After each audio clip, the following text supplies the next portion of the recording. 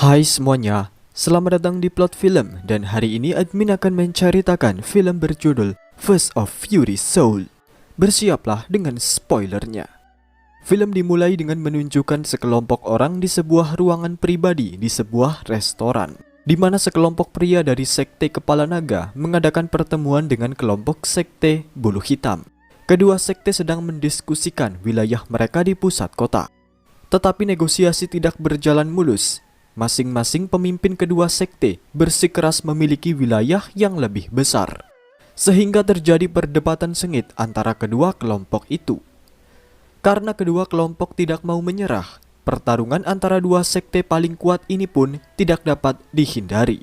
Sementara itu, di restoran yang sama, semua orang tercengang melihat seorang pemuda yang bisa menghabiskan mie dalam jumlah banyak. Tak lama kemudian, kekacauan dimulai saat pertarungan antara sekte Bulu Hitam dan sekte Kepala Naga pindah ke area umum di restoran. Semua pelanggan tampak berlari ketakutan, sementara pemuda serakah itu masih menikmati sisa mie di mangkuknya.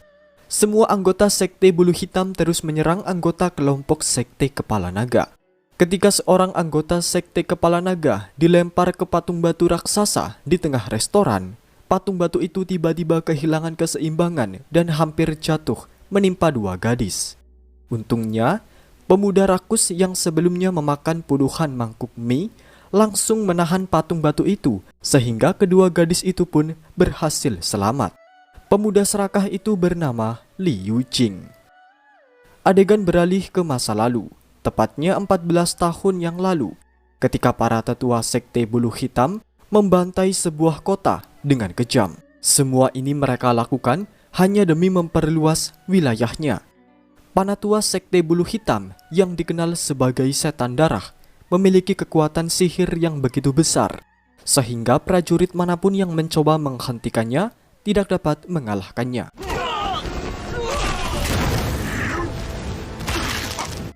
Menggunakan topeng besi hitam dan armor besi yang sangat kuat, setan darah menjadi orang tak terkalahkan oleh siapapun. Semua kekacauan dan teror yang diciptakan setan darah akhirnya terhenti ketika seseorang master kungfu dari Akademi Jingwu bernama Wu Changkong datang dan melakukan perlawanan untuk menghentikan kekejaman setan darah.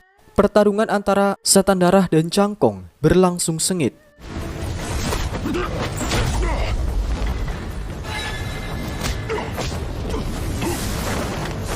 Karena baik ilmu kungfu maupun kekuatan sihir yang dimiliki sama-sama hebat.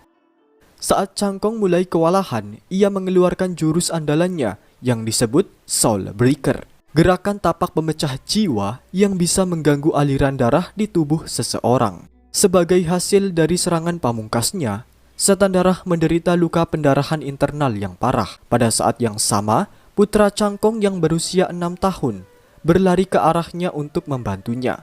Dia menyadari bahwa setan darah masih bisa menyerang lagi. Jadi dia memutuskan untuk memberikan sisa kekuatan tapak pemecah jiwanya kepada putranya dan mendorongnya keluar sehingga dia selamat. Setelah memastikan putranya baik-baik saja, Changkong memilih untuk mengorbankan dirinya untuk mengalahkan setan darah dengan kekuatan terakhirnya yang masih tersisa. Kembali ke masa sekarang, kelompok sekte Bulu Hitam mencurigai bahwa Li Yujing adalah keturunan Huo Changkong yang mewarisi tapak pemecah jiwa. Semua anggota sekte Bulu Hitam menyerang Yujing secara bersamaan, tapi dia bisa dengan mudah mengalahkan mereka sendirian.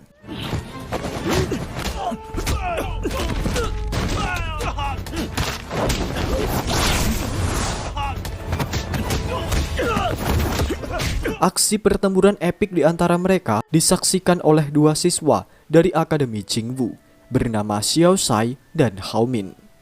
Setelah pertarungan berakhir, mereka mendekati Yujing dan mengundangnya untuk ikut dengan mereka ke Akademi Jingwu. Setelah kekalahan besar di restoran mie, kelompok sekte Bulu Hitam bertemu dengan tetua sekte untuk melaporkan apa yang terjadi di restoran. Ketika perwakilan pasukan mengatakan bahwa orang yang menyerang mereka adalah keturunan Changkong, kaki tangan setan darah bernama Yu Mingdu tidak bisa mempercayai kata-kata mereka. Namun ketika melihat bekas luka di wajah salah satu anak buahnya, dia mulai curiga bahwa orang yang menyerang mereka itu benar-benar keturunan Cangkong. Setelah itu Yu Mingdu memerintahkan pasukan elitnya untuk mencari dan melacak keberadaan pemuda yang disebutkan oleh anak buahnya. Dua utusan pasukan elit yang dikirim olehnya adalah seorang pria gemuk dengan senjata kapak besar dan seorang gadis yang merupakan pemanah yang sangat terampil. Mereka ditugaskan untuk mencari keberadaan pemuda itu yang dicurigai sebagai keturunan Cangkong.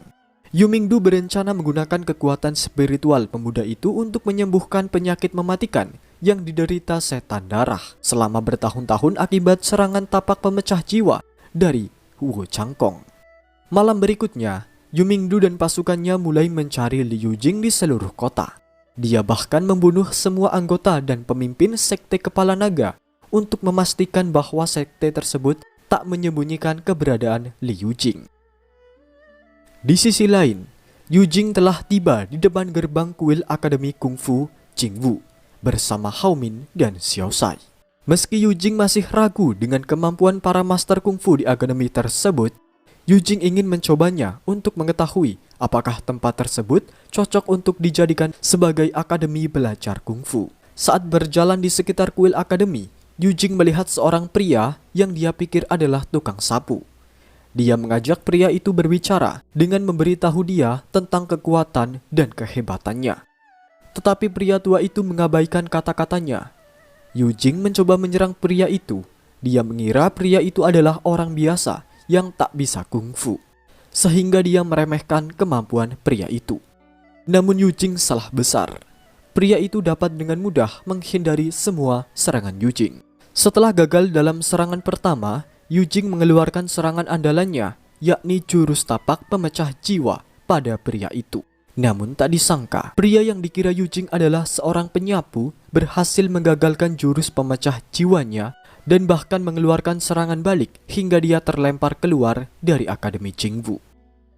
Dia segera menyadari bahwa tukang sapu itu sebenarnya adalah salah satu master kungfu dari Akademi Jingwu. Tak lama setelah kejadian itu, Yu Jing kembali menemui Master Hao Jia untuk meminta maaf atas serangan yang telah dilakukannya sebelumnya dan meminta izin untuk belajar kungfu di sana. Namun Hao Jia menolaknya karena dia melihat Yu Jing orang yang sombong. Mendengar ini, Yu Jing tak menyerah begitu saja. Ia menjelaskan motivasinya untuk belajar kungfu dan menjadi orang yang lebih kuat demi sebuah tujuan. Dia menceritakan bahwa kedua orang tuanya telah meninggal di masa lalu karena mereka dibunuh oleh penjahat saat berpergian di tengah hutan. Sejak kejadian itu, Yu Jing bertekad untuk menguasai semua jenis kungfu dan menjadi orang yang lebih kuat untuk melindungi orang yang dicintainya. Merasa simpati atas cerita itu, Master Hao Jia memutuskan untuk memberi Yu Jing kesempatan. Segera setelah itu, Master Hao Jia membawanya ke kuil akademi, di mana semua siswa berlatih sangat keras dalam setiap bidang pengetahuan yang telah mereka kuasai. Yu Jing tampak terkesan dengan kehebatan setiap siswa yang terus meningkatkan kemampuannya di bidang masing-masing. Di malam hari, Master Hao Jia membawa Yu Jing ke kuil rahasia untuk menguji kemampuan dan tingkat kesabarannya. Semua ini dilakukan untuk menilai apakah Yu Jing layak dan siap menjadi pendekar kungfu sejati. Pada tes tingkat pertama, Yu Jing harus bisa menghindari semua senjata yang muncul dari segala arah dan melawan sekelompok prajurit lapis baja sendirian.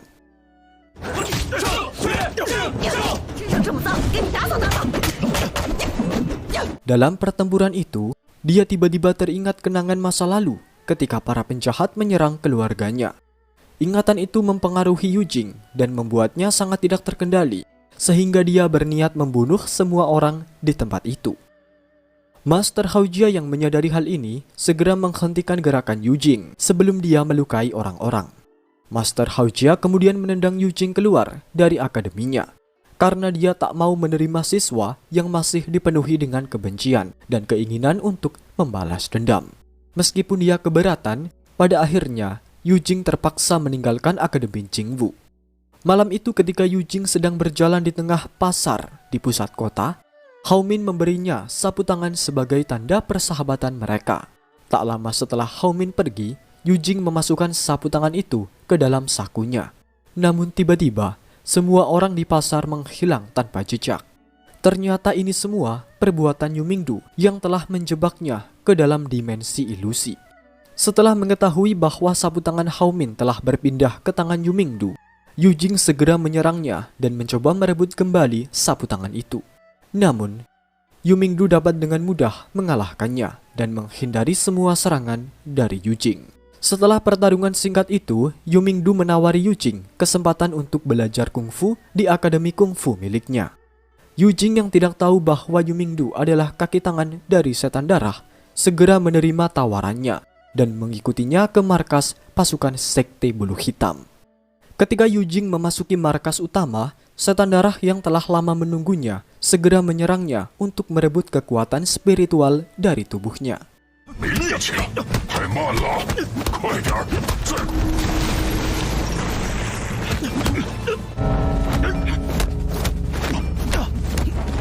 Setelah pertempuran sengit antara setan darah dan Yu Jing, setan darah akhirnya bisa mengalahkannya dan mulai menyerap semua energi dari tubuhnya. Untungnya, Yu Jing berhasil melepas cengkeraman tangan setan darah menggunakan sisa kekuatannya dan berhasil kabur dari markas.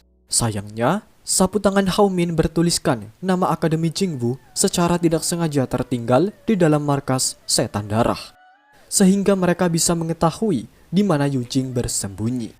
Malam itu, Yu Jing yang sudah kehabisan tenaga mulai kehilangan keseimbangan dan jatuh pingsan di tengah jalan kota. Untungnya, Hao Min menemukan Yu Jing dan menyelamatkannya dengan memberinya perawatan di dalam kuil akademinya.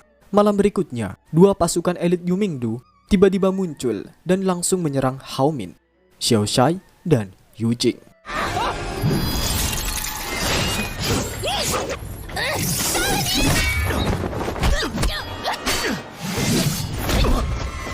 Yu Jing hampir terbunuh oleh pedang tajam dari Qin Wei.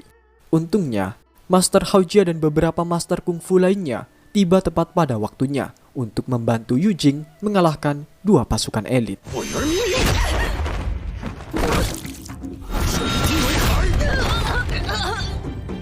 Setelah berhasil membunuh dua pasukan elit, Master Hao Jia meminta mereka untuk bersiap karena kemungkinan besar setan darah akan datang untuk menyerang akademi mereka. Seperti yang telah diprediksi oleh Master Hao Jia sebelumnya, setan darah dan Yu Mingdu benar-benar muncul di hadapan mereka semua.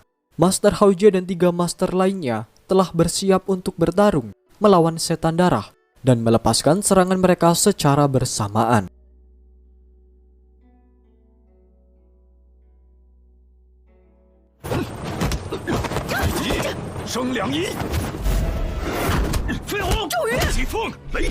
Saat situasi mereka semakin dalam, keempat master kungfu melepaskan serangan gabungan mereka yang membuat setan darah terbang jauh.